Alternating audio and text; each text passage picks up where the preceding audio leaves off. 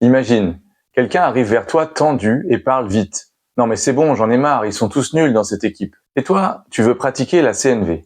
Alors, tu lui demandes, et toi, comment tu te sens? De quoi tu as besoin? Et là, souvent, c'est le blanc. Ou bien encore plus de jugement et de critiques sur les fameux nuls de l'équipe. Mais c'est pas parce que la personne en face n'a pas les sentiments ou les besoins.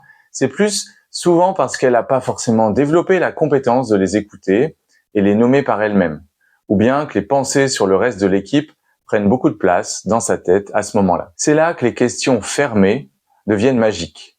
Une question fermée, c'est une question à laquelle on répond seulement par un oui ou par un non, ou par un vrai et un faux. Quand on demande à l'autre comment il se sent ou de quoi il a besoin, c'est une question ouverte. Alors que si on lui propose un sentiment ou un besoin précis, c'est une question fermée.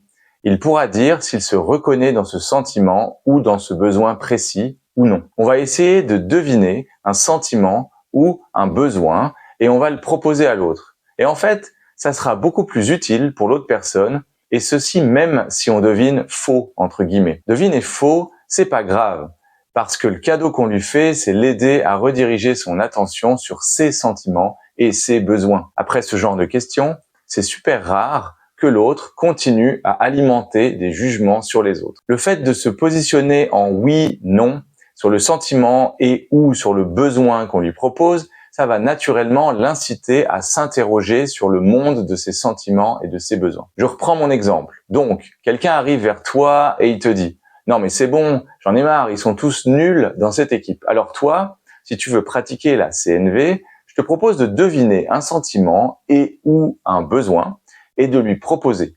Il a d'ailleurs dit qu'il en avait marre. Ça nous donne une piste de sentiment. Tu pourrais lui demander, t'as l'air vraiment saoulé de la situation. Est-ce que c'est ça? La personne va probablement embrayer sur son agacement, son énervement.